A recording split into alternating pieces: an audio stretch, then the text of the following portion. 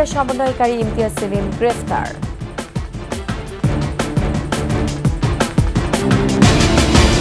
ফের বেড়েছে ভোজ্য তেল, ডাল, বেগুনের কেজি 200 টাকা।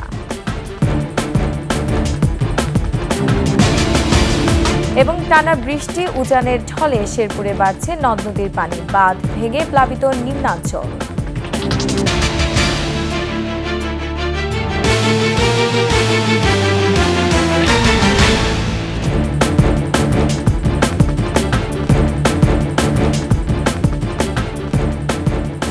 শুনছিলেন ফার্স্ট সিকিউরিটি ইসলামী ব্যাংক পিএলসি সংবাদ শিরোনাম। আমন্ত্রণ 21 সংবাদের সাথে আছেন রোমান আমিন। দর্শক, 21 টেলিভিশনের সংবাদ একই সাথে সরাসরি দেখতে পাবেন আমাদের ফেসবুক পেজ www.facebook.com/2124 অনলাইনে।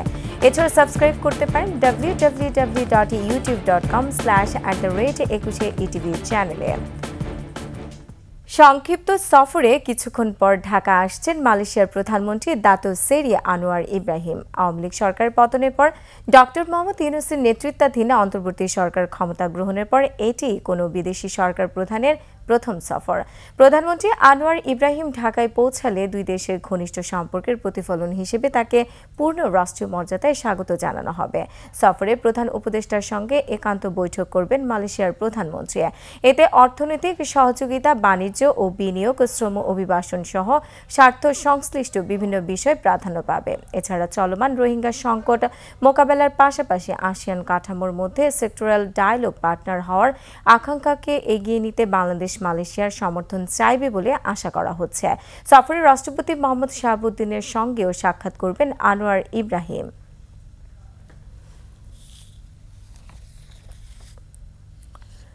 নিষিদ্ধ সংগঠন হিজবুত তাহরির মিডিয়ার সমন্বয়ক ইমতিয়াজ সেলিমকে গ্রেফতার করেছে ঢাকা মেট্রোপলিটন পুলিশের counter terrorism and transnational crime CTTC unit. ভোরের রাজধানীর বসুন্ধরা আবাসিক এলাকায় অভিযান চালিয়ে তাকে গ্রেফতার করা হয়। ইমতিয়াজ সেলিমের বিরুদ্ধে শাহবাগের থানায় সন্ত্রাস বিরোধী আইনে মামলা রয়েছে। এছাড়া পল্লবী ও খিলগাঁও থানার আরও দুটি মামলায় এজাহার নামীয় আসামি হিজবুত তাহরিরের এই মিডিয়া সমন্বয়ক। এছাড়া ইমতিয়াজের বিরুদ্ধে আরও 3টি মামলা বিচারাধীন রয়েছে বলে জানিয়েছে ডিএমপি।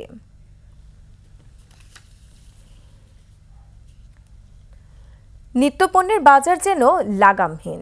একদিনের ব্যবধানে বেড়েছে ভোজ্য তেল, সব ধরনের ডাল, চিনি এবং ডিমের দামও। ব্রয়লার মুরগির বাজারও চড়া। বেগুনের কেজি ডাবল সেঞ্চুরি ছাড়িয়েছে। 100 টাকার নিচে নেই কোনো সবজির দামও। বিস্তারিত মাহিলা ইসলামের রিপোর্টে।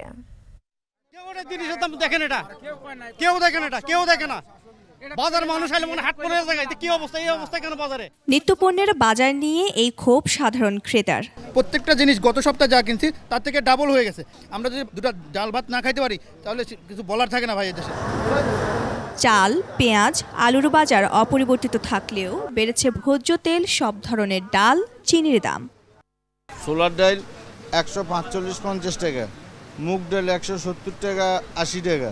1 কেজি মোটা ছেলে আমাকে 15-16 টাকা 20 টাকা বেশি দেওয়া লাগতেছে। আমার তো 1 টাকাও বেতন বাড়েনি। একদিনের ব্যবধানে ফার্মের ডিমের দাম ডজনে বেড়েছে 10 টাকা। ব্রয়লার মুরগির কেজি 200 টাকা। ডিমের দাম গত সপ্তাহে ছিল লাল ডিম 155 টাকা ডজন, এই সপ্তাহে হয়েছে 162 টাকা ডজন, অর্থাৎ 60 টাকা বাড়ছে ডজনে। ব্রয়লার পাকিস্তানি এগুলা পার কেজিতে 15 টাকা 20 টাকা বাড়তি। কাঁচামরিচ ছিল 240, হয়েছে 400 একদিনের ব্যবধানে।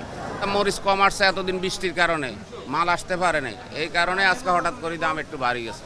স্বস্তি নেই সবজির বাজারে।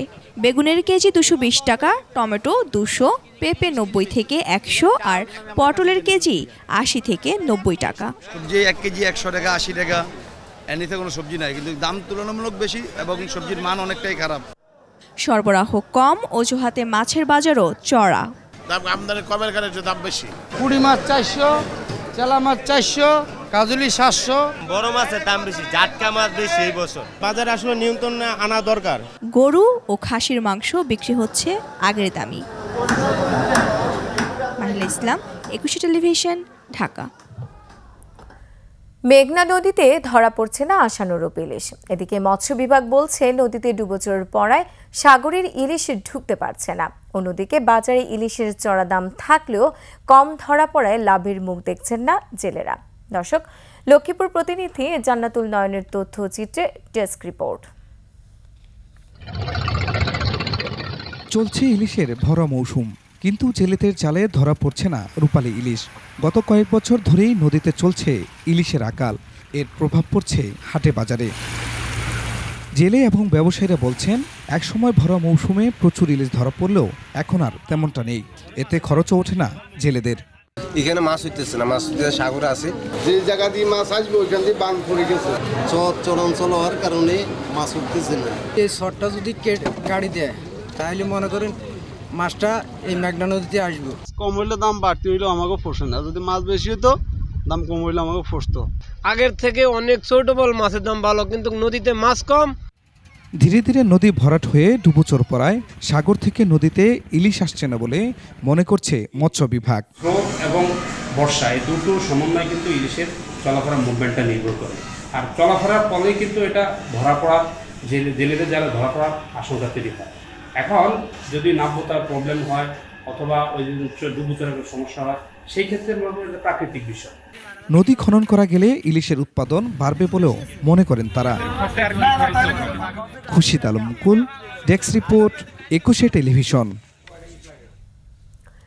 টানা বৃষ্টি ও পাহাড়ি ঢলে নদীর বাঁধ ভেঙে শেরপুরের নিম্নাঞ্চল প্লাবিত হয়েছে। ভোগাই ও চেল্লাখালী নদীর পানি বিপদসীমার উপর দিয়ে প্রবাহিত হচ্ছে।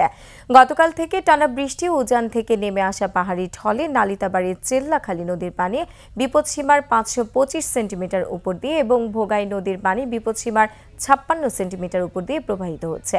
এছাড়া নালিতাবাড়িতে ভোগাই নদীর বাঁধ ভেঙে এলাকায় পানি প্রবেশ শুরু করেছে। অন্যদিকে ঝিনাইগাতির মহারশে নদীর বিভিন্ন জায়গায় বাঁধ ভেঙে ও পার উপচে উপজেলা সদর বাজার সহ বিভিন্ন রাস্তাঘাটে তলিয়ে গেছে। বাড়িঘরে প্রবেশ করেছে পানি।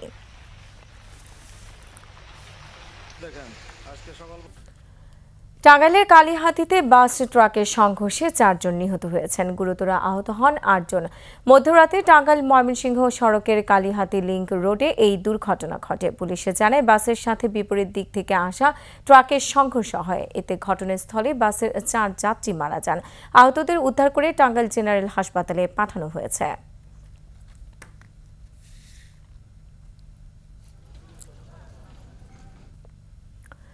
সাপ্তাহিক ছুটির দিনেও কর্মচঞ্চল আশুলিয়া ও গাজীপুরের শিল্পাঞ্চল। খোলা আছে তৈরি পোশাক কারখানা সহ অধিকাংশ শিল্প প্রতিষ্ঠান। সকাল থেকেই শ্রমিকরা নিজ নিজ কারখানায় কাজে যোগ দিয়েছেন। স্বাভাবিক রয়েছে উৎপাদন। এদিকে সার্বিক নিরাপত্তায় শিল্প পুলিশের পাশাপাশি কাজ করছে সেনাবাহিনী ও বিজেপি। ছুটির দিনেও প্রায় 75% কারখানা চালু আছে বলে জানিয়েছে শিল্প পুলিশ। মালিকপক্ষ জানায়, ক্ষতি পুষিয়ে নিতেই খোলা রাখা হয়েছে পোশাক কারখানা।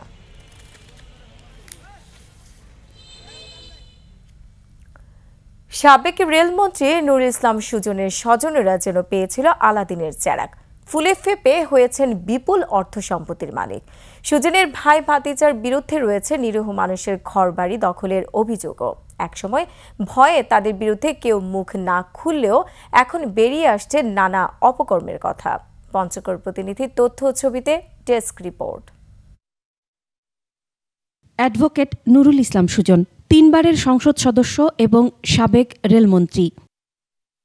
নির্বাচনী হলফনামা অনুযায়ী সুজনের কৃষিজমি 8 থেকে বেড়ে হয়েছে 35 একর। ঢাকায় রয়েছে একাধিক ফ্ল্যাট ও প্লট। তার সুবাদে আলাদিনের চেরাগের সন্ধান পান নিকট আত্মীয়রাও। ভাই আর ভাতিজারা মিলে রেলের ঠিকাদারি করে লুটে নিয়েছেন কোটি কোটি টাকা। তাদের বিরুদ্ধে রয়েছে সুদের কারবারের অভিযোগ। সুদের টাকা আদায় না হলে দখল করা হতো জমি। রেলমন্ত্রীর ভাইস্তার কাছে 18,000 টাকা নিয়েছিলাম, 47,943 টাকা দিয়েছি, তাও না শোধ হয়নি। চেক স্ট্যাম্প দিয়েছি, ওগুলা ফেরত দেয়নি আজও পর্যন্ত। এর যে জুলুম অত্যাচার, কঠিন জুলুম অত্যাচার, আমার কয়েকবার আটকাইছে। এলমন্ত্রী আমাদেরকে কিছুই দেয় নাই, ওর ভাইস্তা জ্বালা দিছে, এলমন্ত্রীর ভাইস্তা জ্বালা দিছে। শেষ পর্যন্ত আমাকে বড় বাজেট দিতে চাইছে। বাজেট কেন, আমাদেরকে একটা ঘর কেন, আমাদেরকে একবার টিন দেয় নাই। আমরা 15 বছর মুখ খুলতে পারিনি ভয়ে।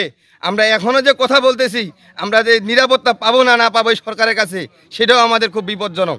মারো ধরো কাটো, এইরকম অবস্থা এখানে দাঁড়াইছে। অমুক এই আমার বিচারপতি আছে, আবার এই মন্ত্রী আছে, আমার ওই যে চেয়ারম্যান আছে, আমার ওই পিপি আছে, এদের ধমকে আমরা কোনোখানে থাকতে পারি না। সুজন ও তার পরিবারের সদস্যদের ক্ষমতার দাপটের কথা এলাকার মানুষের মুখে মুখে। মন্ত্রী সাহেব আমার বাড়ি ঘর দখল করছি, মারপিট করছি, পিটা ঝাঁটা করছে, মিথ্যা মামলা দিয়েছে, তারপরে পুকুরে মাছ মারে নিয়ে গিয়ে কারো পুকুর কথা কইয়া পারি না। আমরা মাঠে বিচার যাচ্ছি, ওর ভাইকে বিচার দিবা যাচ্ছি, ওর ভাই কয়েছে আমি কি করি, চেয়ারম্যান যাচ্ছি, চেয়ারম্যান কয়েছে আমি কি করি। মন্ত্রী সাহেব ডাকায় নাকায় বাড়ি আমার কয়েছে এই কেল্লা আপোষ করো, কেল্লা যদি আপোষ না করেন তাহলে তোমার কিন্তু আরো বিপদ হবে। আমাদের বাড়ি ঘর গুলা জ্বালা দেয়, আমার স্বামী মারে, আমি মেডিকেলে গেছি, সব মাছগুলো আমার মারে খাওয়া শেষ করছে ওরা। এই তো মন্ত্রী আমাকে হুমকি দিছে, ওই বাদে নাই থাকিবা দেয় নাই, আবার যে জানি আসে গাড়ি বাড়ি ঘর দোয়ার জ্বালা টালা দিয়ে একবার শেষ করে দিছে। মন্ত্রী নুরুল ইসলাম সুজনের নেতৃত্বে, আমিনুর রহমান পিপি সাহেবের নেতৃত্বে পেট্রোল দিয়ে না গোটা বাড়িটা ছিটা দিয়ে না পেট্রোল উপরে দিয়ে আগুন ধরায় দিল। ভয়ে আমরা কোনো কিছু বলার সাহস পাই না, বললেই আমাদেরকে বাড়িঘর ভাঙচুর করে, রাস্তাঘাটে মারপিট করে। এই জন্য আমরা তাদের এই সরকারের কাছে দৃষ্টান্তমূলক শাস্তি চাচ্ছি। পঞ্চগড় স্টেডিয়াম ও রেল স্টেশন নামকরণও হয়েছে সুজনের বড় ভাইয়ের নামে, জানিয়ে ক্ষুব্ধ স্থানীয়রা। Masum আলিসা, desk report, 21 television. আর এরই সাথে শেষ করছি 21 সংবাদ। যাবার আগে ফার্স্ট সিকিউরিটি ইসলামী ব্যাংক পিএলসি সংবাদ শিরোনামগুলো আরও একবার। হিজবুত তাহরির মিডিয়া সমন্বয়কারী ইমতিয়াজ সেলিম গ্রেফতার।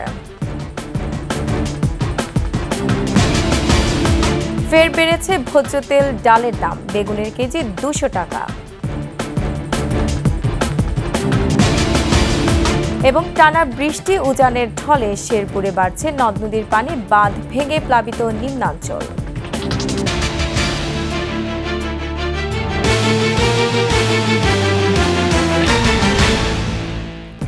দর্শক, সর্বশেষ সংবাদ জানতে ডায়াল করুন 2021 নম্বর আর ভিজিট করুন 21tv.com এই ওয়েবসাইটে। ফেসবুকে ভিজিট করতে পারেন www.facebook.com/124 অনলাইনে।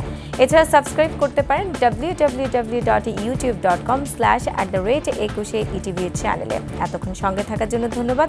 পরবর্তী সংবাদে বিকাল 5টায় দেখার আমন্ত্রণ রইল। 21-এর সাথেই থাকুন।